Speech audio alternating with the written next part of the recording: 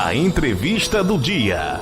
A entrevista do dia hoje é com Andréia Araújo, doutora advogada especialista em direito previdenciário, falando sobre o BPC, o benefício de prestação continuada, que traz novas mudanças aos beneficiários. Doutora Andréia, prazer recebê-la aqui no nosso programa, viu? Olá, boa tarde. Boa tarde, Cristiano. Boa tarde, é um prazer conversar com a senhora aqui. Tudo bem com vocês? Estamos na paz e aqui para convidar a senhora para a gente falar justamente do benefício de prestação continuada. Haverão mudanças no BPC e Sim. que mudanças são essas? Bom, Cristiano, primeiro eu gostaria de dizer que é um prazer enorme dividir um pouquinho dessa tarde com vocês, certo? E falar um pouquinho aqui no programa Pernambuco no Ar. Uhum. E aproveito para deixar um abraço bem grande para você, a todos de Vitória, Limoeiro, Chão de Alegria, Maragi, Verdejantes, Parnamirim, Terra Nova, Moreilândia, Granito e Cabrobó. Espero não ter esquecido nenhum. Isso, é isso aí mesmo. E aproveito para dizer que eu já estou disponível, estou disponível para todos vocês aqui. E deixo também minhas redes sociais, se você me permitir, por favor, Cristiano. Uhum. Andréia Araújo, _DV, no Instagram, vocês podem me procurar por lá, tá? Eu sou advogada, você já me apresentou, eu sou advogada especialista em direito previdenciário e causas do INSS. Eu vim falar hoje um pouquinho sobre o benefício de prestação continuada, que é também conhecido como LOAS. Isso. E aí haverão algumas mudanças do benefício já após a portaria de número 1282 de março deste ano. Já está valendo essas mudanças e quais são? Exatamente, Cristiano. Bom, primeiro eu queria voltar um pouquinho para trás e dizer que o benefício de prestação continuada, como eu já falei, é também conhecido como LOAS, certo? E é importante eu pontuar aqui para vocês que existe uma diferença muito grande entre o benefício de prestação continuada e a aposentadoria. Muita gente chega até a mim dizendo: doutora, eu estou aposentado. Doutora, minha esposa é aposentada, quando na verdade não é, certo? Por quê? Qual é a diferença prática disso tudo? A diferença prática é aqui. Quando a pessoa é beneficiária do LOAS, recebe o benefício de prestação continuada, quando essa pessoa vem a falecer, essa pessoa não deixa a pensão por morte. Então, já aconteceram casos de chegar até a mim, pessoas achando que o marido era aposentado ou a esposa era aposentada, quando na verdade não era aposentada. Ela recebia um benefício de prestação continuada e essas pessoas queriam ter direito à pensão por morte e, infelizmente, não tem direito, tá? Outra coisa importante, o benefício de prestação continuada, ele não requer contribuições, certo? Para ter direito ao benefício de prestação continuada, o que é preciso? É preciso ser pobre na forma da lei, certo? Ou seja, ter uma renda familiar per capita abaixo de 1/4 de um salário mínimo, que dá em torno de R$275, ou ser deficiente, né? Pessoa com deficiência, ou ser idoso acima de 65 anos para ter direito ao benefício de prestação continuada, tá? Sobre as modificações, né? Agora, em junho, foi o que aconteceu? Em junho, houve uma ampliação da renda familiar. Como eu falei, a renda familiar, para você ter direito ao benefício, tem que ser abaixo de 1/4 de um salário mínimo, que dá em torno de R$275. Então, a partir de junho, existiu essa lei, né? A lei, ela estipulou que, a partir de janeiro de 2022, essa renda ela pode ser um pouco ampliada, ela vai ser ampliada para metade do salário mínimo, ou seja, aquelas pessoas que têm uma renda familiar de metade do salário mínimo, elas podem ter direito ao benefício de prestação continuada, se cumprirem um requisito etário, que é de 65 anos, ou se cumprirem o quesito deficiência, ser pessoa com deficiência, tá? Doutora Andréia, uma pessoa que nunca contribuiu na vida dela, ela consegue um BPC, por exemplo? Bom, veja só, cumprindo os requisitos de renda familiar, ser pobre na forma da lei, como a lei fala, ter renda familiar abaixo de 1/4 do salário mínimo, ou ser idoso acima de 65 anos, ou ser considerado pessoa com deficiência, ela pode sim ter direito ao benefício de prestação continuada. Então, são dois requisitos que são cumulativos. Ela tem que ser idoso, acima de 65 anos, e pobre na forma da lei, ou ser pessoa com deficiência e pobre na forma da lei. Aham. Aqui tem uma pergunta de Renato. Ele pergunta se dois vínculos, se faz duas contribuições, isso contará para o tempo de serviço. Deixa eu tentar explicar aqui a pergunta dele. Por exemplo, ele trabalha como servidor público e tem as arrecadações do INSS recolhidas e trabalha na CLT e também contribui para o INSS. O tempo de contribuição dele, por exemplo, se ele levaria, isso tudo é exemplo, se ele levaria 30 anos para se aposentar, ele com dois vínculos, ele conseguiria se aposentar em 15 anos, doutor? Ou Oi, não? travou.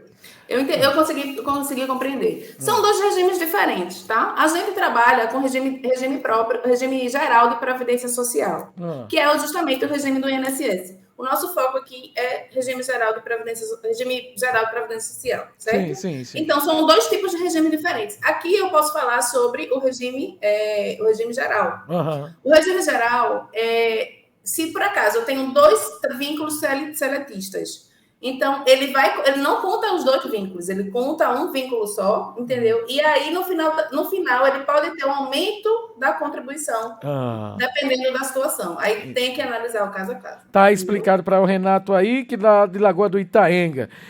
Quem recebe BPC tem direito a 13º salário? Não, infelizmente quem recebe 13º, quem recebe BPC não tem direito ao 13º salário. Essa é uma das outras consequências práticas que a gente falou no começo, né? Que é da diferença entre benefício de prestação continuada e aposentadoria. Então, quem recebe BPC não tem direito ao recebimento do 13º. Só recebe 12 meses de salário. Sim. Cristiano, outra coisa que eu queria pontuar aqui também. Muita gente pergunta, meu neto mora comigo, meu neto entra pro cálculo da renda familiar? Não. Quem são as pessoas consideradas para o cálculo da renda? É o cônjuge ou o companheiro, né? Que não existe diferença entre cônjuge e companheiro. São os pais, a madrasta ou padrasto, caso não tenha um dos pais. Os irmãos solteiros, é importante dizer que os irmãos solteiros, porque muitas vezes a realidade de muitas pessoas o irmão casa, né? Mora com o pai, mora todo mundo junto na mesma casa, mas ele é casado. Esse irmão casado, embora more no mesmo local, ele não conta para o cálculo da renda familiar. Os filhos e os enteados solteiros e os menores tutelados que vivam sob o mesmo teto daquela pessoa, tá? Outra coisa, se você quiser perguntar, pode não, fica à vontade. Fica à vontade, pode falar. Porque senão eu falo bastante e aí vou deixando e não dou espaço. Então, como eu falei, é preciso ter, para ser beneficiário do LOAS, precisa ser idoso acima de 65 anos, e aí essa comprovação é feita pela carteira de identidade, né? Ou ser pessoa com deficiência. Para comprovar a deficiência, essa pessoa vai passar pela perícia médica do INSS. Então, quando a pessoa faz o requerimento no benefício de prestação continuada perante o INSS, essa pessoa vai passar por duas perícias, uma perícia médica e a perícia social. A perícia médica vai, como o nome já está dizendo, ele vai passar pelo médico perito do INSS, e esse médico ele vai atestar se essa pessoa realmente é ou não considerada pessoa com deficiência para ter acesso ao benefício de prestação continuada.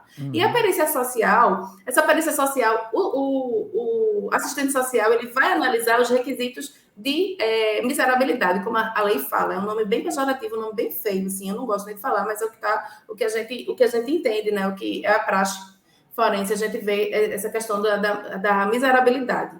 Então, essa pessoa precisa anteriormente estar cadastrada no CRAS, com a composição da renda familiar, tem que ter passado pela entrevista do CRAS com o assistente social e, quando for fazer o requerimento, essa pessoa tem que colocar a folha resumo do CRAS no requerimento de benefício de prestação continuada, tá? Uma notificação que eu vi bem importante agora, que veio com essa... Agora em outubro, foi a questão do auxílio inclusão. Não sei se vocês ouviram falar. Você ouviu falar, Cristiano? Sim. Pronto. O auxílio inclusão foi uma tentativa de incentivar aquelas pessoas com deficiência a voltarem ao mercado de trabalho. Por quê? Porque ela, agora, a pessoa com deficiência, ou deficiência grave ou moderada, que voltar a exercer alguma atividade de trabalho com carteira assinada, ela pode continuar recebendo até metade do salário mínimo. Uhum. Ou seja, se essa pessoa com deficiência, voltar ao trabalho e for beneficiária do LOAS, ela pode ter uma renda de até metade do salário mínimo. É por isso que chama Auxílio Inclusão, que começou a vigorar a partir de outubro, agora de outubro. Uhum. Muito importante isso. Vamos falar sobre CAD único, o que é e a cada quanto tempo é necessário fazer o recadastramento.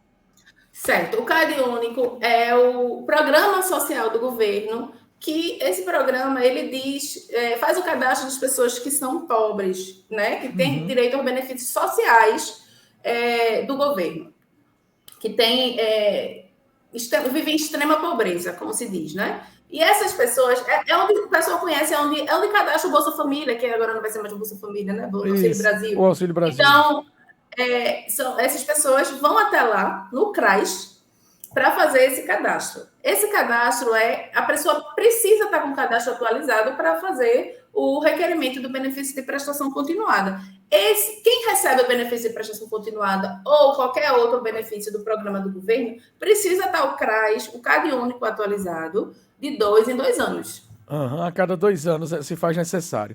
Você Exatamente. Tem alguma pergunta, pode enviar para a gente através do WhatsApp 987509351. 81 é o DDD, 987509351 é o telefone para você participar com a gente. Agora, doutora, o que é que acontece se a renovação do cadastro único não for feita? O que é que pode acontecer? Bom, ele pode ter o benefício suspenso, tá? Eu já consegui ver aqui no escritório, muita gente chega até a mim dizendo que teve o benefício suspenso. Por quê? Porque não foi atualizado o cadastro único. É o que acontece muitas vezes. O INSS manda uma cartinha dizendo que ela está recebendo o benefício irregularmente. E aí ele abre o prazo para a pessoa se defender. Caso essa pessoa não se defenda, o benefício é cancelado. E muitas vezes essa pessoa... Como segundo o INSS houve um recebimento irregular, essa pessoa ela é notificada para devolver os valores que possivelmente foram recebidos irregularmente. Aí é onde entra o papel da gente, né, do advogado, para fazer essa defesa, seja na via judicial ou seja na via administrativa. E aí, em algumas situações, a gente pode até reaver o recebimento do benefício, porque muitas vezes o que acontece? Acontece um erro administrativo. O próprio INSS erra quando vai conceder. Então, se houve um erro do governo, se houve um erro da autarquia, a pessoa não tem. Quem vai fazer o requerimento não sabe quais são os requisitos, né? Uma pessoa, quando vai lá, uma pessoa que leiga, que não sabe, quando vai fazer o requerimento, ela não tem como saber quais são os requisitos. Ela vai lá, quer o benefício. E cabe ao INSS verificar se essa pessoa realmente tem direito ou não. E como no caso de um indivíduo que está nos assistindo agora, está passando pelo momento difícil, não tem o tempo certo de contribuição e quer conseguir o LOAS ou o BPC, como é chamado atualmente, como saber se tem direito ou não? O ideal é procurar um advogado especialista? O ideal é procurar um advogado especialista. Sabe por quê?